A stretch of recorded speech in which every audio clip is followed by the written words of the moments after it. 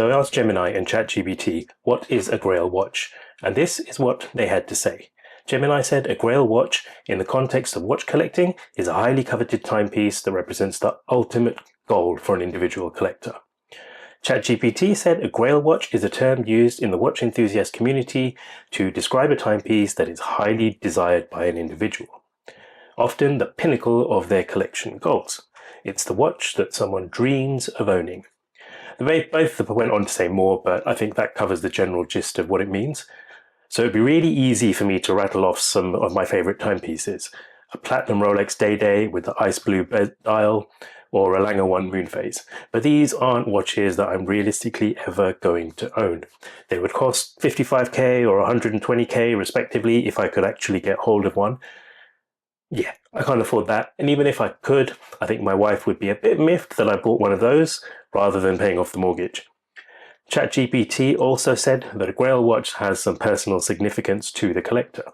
So back in 2015, my wife and I moved into a new house. 2 weeks into living there, I got home from work and I found this. The house had been broken into, everything was a mess, but we found that they'd actually only stolen 2 things. My wife's Ray-Bans, and of course, my watch, which, for some reason that I can't remember right now, I hadn't worn that day. And I say my watch because up until then, I was pretty much a one-watch person. That watch being stolen is actually what caused this downward spiral into the rabbit hole of watch collecting. I'd worn this watch since 2003, 12 years at that point, almost every single day, and it was a 20th birthday present at the time from my gran, who sadly passed away 3 months prior to the watch being stolen. So it was a bit of a double whammy, really. I lost my gran, and I lost the watch she gave me. And I had a lot of memories attached to that watch. I met my future wife wearing that watch. I remember checking every 5 minutes that the crown was still screwed down the first time I took it into water. I graduated wearing it, got my first serious job wearing it, etc., etc., etc. So by now, in 2015, this watch had long since ceased being in production. So I was resigned to having to replace it with something similar. At the time, I didn't know about or even consider that there was a huge secondary market for watches that I could have gotten a replacement from.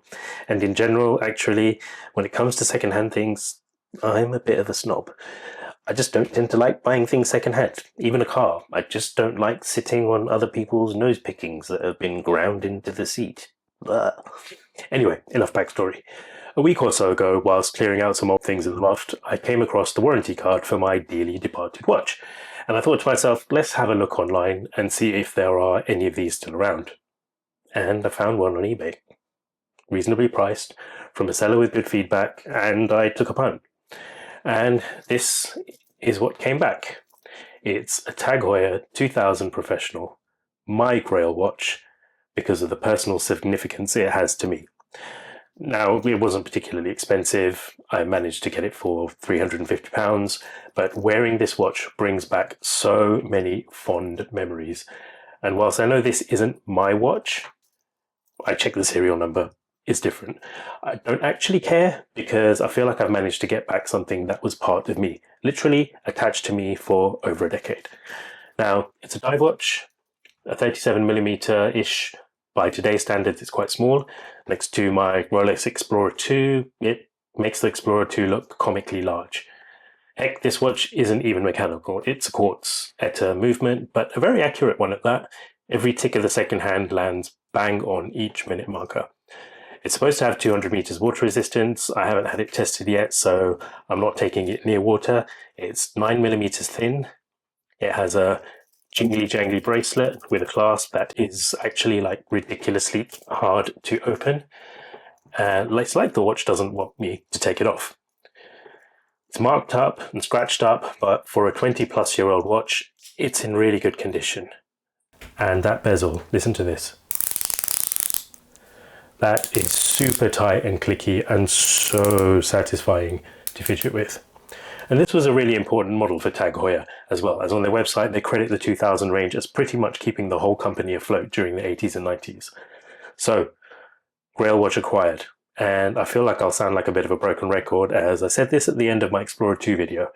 But once again, I fear for the rest of my collection, including the Explorer 2. So pretty much exactly 10 years later, I've got my watch back.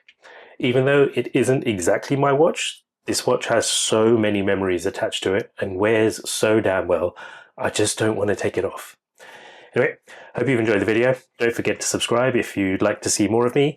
I'm off to find someone who can pressure test this for me. Catch you in the next one.